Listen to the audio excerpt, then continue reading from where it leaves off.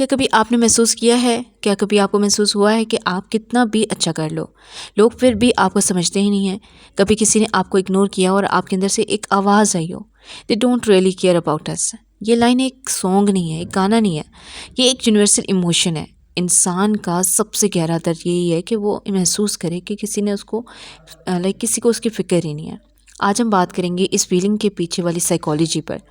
लोग क्यों केयर नहीं करते, दिमाग इस पेन को कैसे प्रोसेस करता है, और आप कैसे अपने दर्द को, अपने अंदर वो स्ट्रेंथ ला सकते हैं कि अगर दुनिया केयर ना भी करे ना तो आप फिर भी पीस में रहो, आप टूटो नहीं, आप बिखरो नहीं।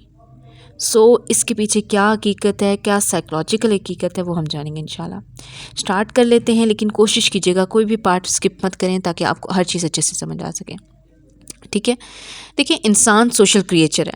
मैस्लो की हायरार्की ऑफ नीड्स के मुताबिक लव एंड बिलोंगिंग एक बेसिक ह्यूमन नीड है।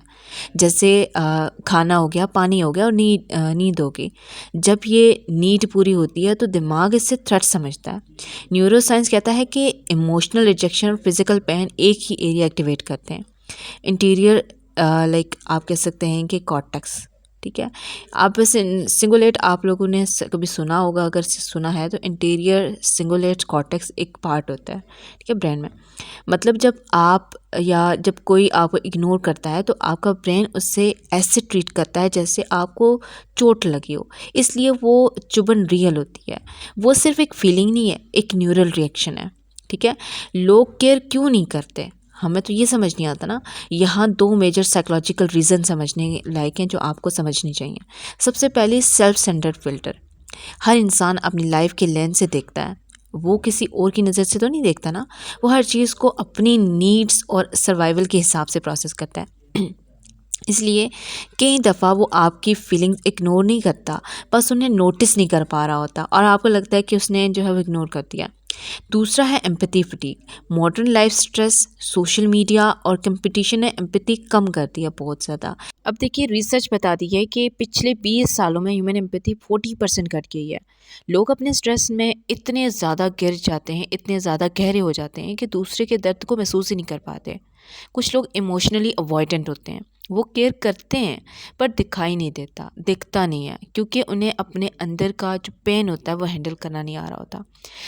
कभी कभी दे डोंट केयर का मतलब ये नहीं होता कि वो आप समझते हैं कि वो वाकई नहीं केयर करते। वो एक्चुअली ये होता है कि वो उस तरह से दिखाई नहीं दे रहा था, वो खुद इतने हर्ट होते हैं कि केयर करने की कैपेसिटी नहीं उनके पास बचती। ठीक है। देखिए, आपका जो ब्रेन है ना, रिजेक्शन को कैसे प्रोसेस करता है ये हमें समझना चाहिए।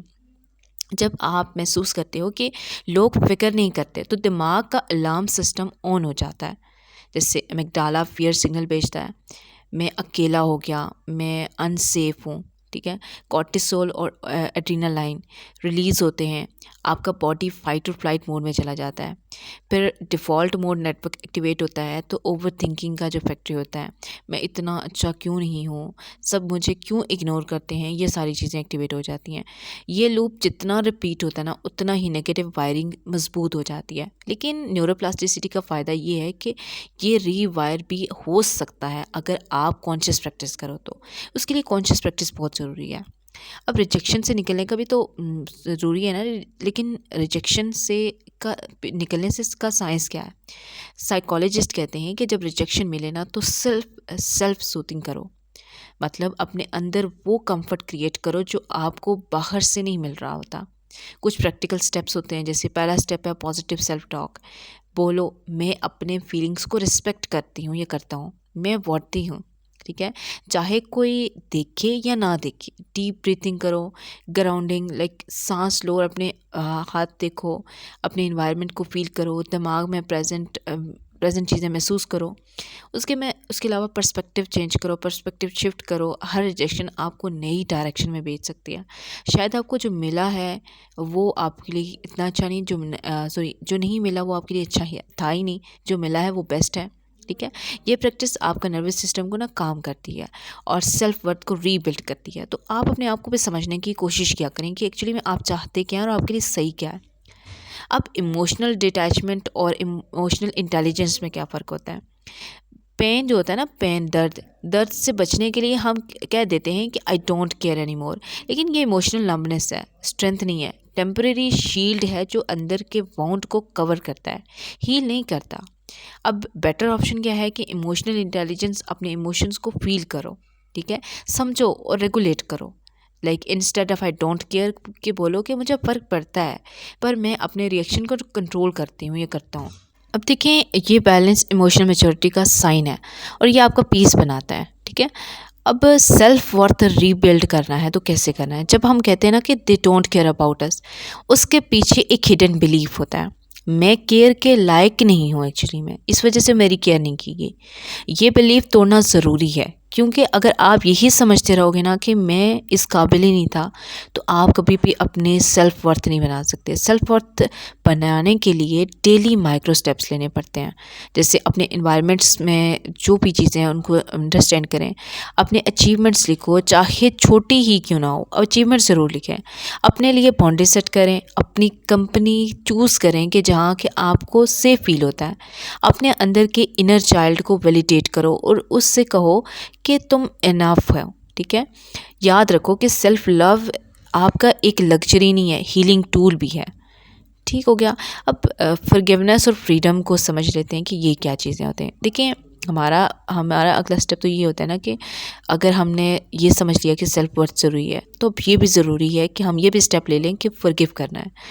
ना आप कह सकते हैं कि ना उनके लिए जिन्होंने आपको इग्नोर किया, बल्कि अपने लिए फॉरगिव करना है। फॉरगिवनेस का मतलब ये नहीं कि आप उनकी गलती माफ़ कर रहे हो, मतलब ये है कि आप अपना पेन उनके कंट्रोल से बाहर निकाल रहे हो।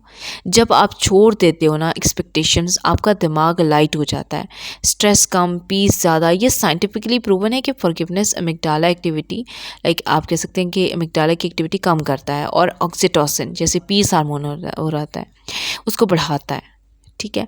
तो जब अगली बार आपका दिल कहे कि they don't really care about us, तो थोड़ा रुक जाओ और सोचना है आपने कि शायद वो सच है, लेकिन आपका पीस उनके केयर पे डिपेंड नहीं होना चाहिए।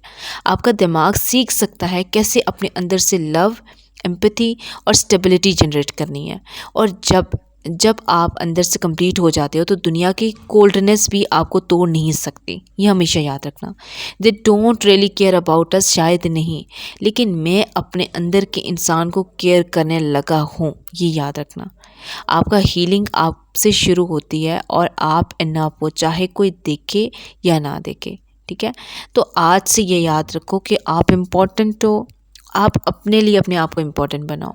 कोई कभी नहीं आएगा आपको इम्पोर्टेंट करने के लिए या आपको इम्पोर्टेंट बनाने के लिए, जब तक आप अपने आप को नहीं बनाओगे। तो हमेशा पहले अपने आप को फर्स्ट प्रायोरिटी दो, उसके बाद लोगों को देखो। क्योंकि आज अगर आप अपने नहीं होना, आज इस दौर में अगर आप अपने नहीं होना, तो आप फिर किसी के भी नहीं हो सकते और कोई भी आपका भी नहीं होगा, ये हमेशा याद रखना।